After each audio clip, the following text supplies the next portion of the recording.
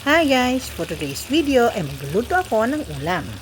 At dahil gaya-gaya ako, gagayahin natin ang manginasal na chicken inasal. Ha? Basta, samahan niyo ako magluto. So guys, first time kong magluluto ng chicken inasal. So for that dish, ang kailangan natin ay syempre, meron tayong bawang. Ano to ha? 7 pieces na bawang. Yung ganito, teka, pakita ko sa inyo. Yung ganito. 7 na ganito, yung malaki konti, ha? Tapos, pinino ko lang siya. And then, ginger. Isang ganito kalaki na ginger. Meron tayong 1/4, 1/2 yung panukat. Pero hindi ko kasi makita yun eh. 1/2 to. Hindi ko pinunok. So, para sa akin, 1/4 lang yan. Kaya wag kayong dyan. So, need natin ng pamintang durog at isang kutsarang asukal at itong kalamansi. Kailangan din natin ng oyster sauce, liquid seasoning, tsaka turmeric. Yung turmeric for color lang yan. Wala kasi akong atswete o anato powder. Kaya gagamit tayo ng turmeric. At syempre meron tayong 6 pieces na drumstick. So tara guys, mag-start na tayo. Simple lang to guys. Pagkasama-samahin lang natin yung ating mga ingredients. So unahin natin itong toyo. Yan. Tapos yung ating kalamansi. Tapos yung ating garlic o onion. Bawang. And then yung ating ginger. Luya yon. And then itong ating paminta. And yung sugar. Yan. Tapos, maglalagay din tayo ng isang kutsarang oyster sauce. Yan.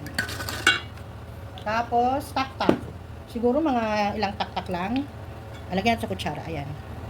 Isa, dalawa, tatlo. Ayan. Tatlong tak-tak lang. Tapos, yung ating turmeric powder. Konti lang kasi for color lang naman to. Ayan. Siguro mga half a teaspoon lang yun. So, ayan guys. I-mix lang natin mabuti hanggang malusaw yung sugar and gusto kong dagdagan nitong turmeric. Ayan. Tapos, pwede yung tikman yan. Pwede yung tikman kasi wala pa naman yung chicken para dun pala mag-a-adjust tayo ng lasa. Diba? Ayan, tikman natin. Sarap, grabe. Masarap siya guys. Kaya syempre, gawa ko siya kaya masarap siya. So, lagyan na natin chicken natin, ha? Guys, maglalagay pala ako ng isang kutsarang mantika. Ayan. Para kumapit siya. Ay, gusto ko pa palang dagdagan. Ayan, 2 kutsarang mantika. Para kumapit yung flavor niya. Tsaka pagka nilagay natin siya sa kawali ay hindi didikit agad. Okay? Ayan. So guys, lagyan na natin chicken natin. Kung meron pala kayong lemongrass, mas maganda. Ako kasi walang lemongrass eh, kaya luya na lang. Pwede kayo maglagay ng lemongrass para mas masarap, mas mabango. So, ibababad natin to ng at least 30 minutes bago natin siya lutuin, guys. Ayan.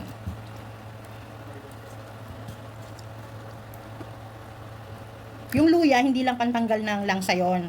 For added flavor din kasi yung luya natin. Kaya nilagyan ko siya ng luya. So, baka kasi magtanong iba sa inyo, bakit may luya? Yun naman kayo mang inasa, walang luya. Eh, gusto ko nga may luya. Gusto nyo magluto kayo ng may luya, ha? Ngayon ko, yun na naman yung, ha? Ikaw. Yung daddy naming masungit, nandito na naman kasi walang pasok. Ayan. So, ayan guys, ibabad natin to for 30 minutes, ha, bago natin luto. So, guys, ito na yung ating chicken. So, nababad ko na siya ng more than 30 minutes. Siguro mga 45 minutes na siya nakababad. So, pinapain ko na yung ating cast iron. Doon natin siya ipiprito.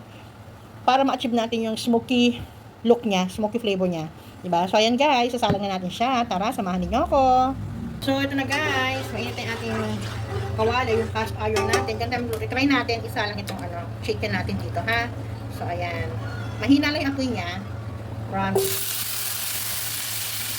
Wala kayong cast iron, pwede naman sa kawali. Pwede din doon sa, alam niyo yung Korean pan, pwede din doon, kung gusto niyo. Yan. Parang, okay na muna itong 4, kaya wag na natin ilagay yung 2. Wag natin ilagay sa gitna kasi yung apoy niya, mas malakas yung nasa gitna eh. Kaya yan munang 4. Mamaya na yung 2. So, balikan natin siya, guys. So, ito siya, guys. Silipin natin. Mahina lang talaga yung apoy niya. Pakita ko sa inyo. Ayan, o.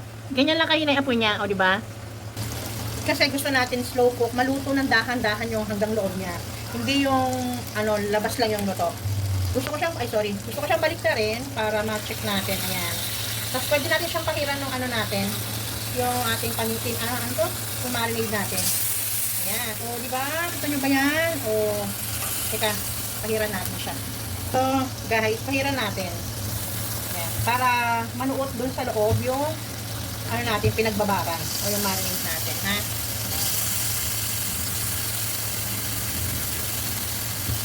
Yan. O, diba? Balikan natin sa uli mamaya. Guys, parang mas maganda pag may takip siya. O, diba? Hindi kasi yung takip. Carry na yan. Tada! O, diba? Sunog na. Okay, hindi pa. O, arik na kaya. O, diba? Ang ganda. Kita nyo ba yan?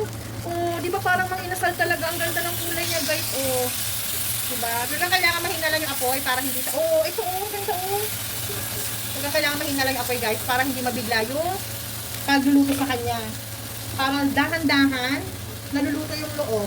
Okay? O, diba? Haha. Alam nyo, ha? Diba? Yan. So, tatakpan natin sa uli kahit na malinis yung takip natin. At least, yung steam niya, andun lang sa loob, naluluto siya ng dahan-dahan. So, guys, ito na siya. O, diba? Matagal nga lang siya kasi talagang mahina lang yung apoy. Ayoko namang mabilis ang luto tapos kilaw, diba? So, ayan. Balik ka rin na natin, guys. O, dumikit. Excuse me. Ayan, o, diba? Ganyan. O, diba? Parang mang inasal na siya. So, pahiran natin siya ng ating pinagbabaran. Ayan. So, guys, malapit na siyang maluto. Ayan, gagawin ko. Ayan, maglalagay tayo ng isa dito. Kasi may space. Ayan, okay? May isa. Saka ito, isa pa. Ayan, tapos naman pala. Kasi itong apat, medyo malapit siyang maluto. Ay, init. Tada! O, di ba guys? Kakanguin na natin yung naunang apat. Luto na siya. Tada.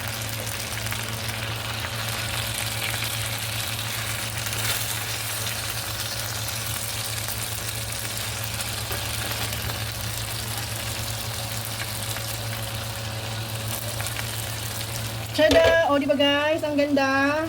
Hintayin natin maluto itong dalawa. So guys, ito na yung naganapan doon sa ating natitirang dalawang chicken. So, tinanggal din nasa gitna kasi kasi nasusunog na siya. At nangamoy niya ni Daddy, mabaho daw. Ayan o.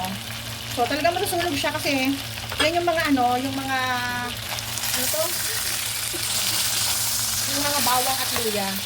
Sa paligid-ligid puno lang diyan. So, guys, sunog na siya. Ay, luto na siya. So, tara, hanguin na natin. So, di ba ang ganda? Wait, nakikita nyo rin yan. So, guys, sunog na siya. Ay, luto na siya. So, tara, hanguin na natin. So, di ba ang ganda? Wait, nakikita nyo rin yan. So, di ba? Tada! O, di ba? Kain na tayo.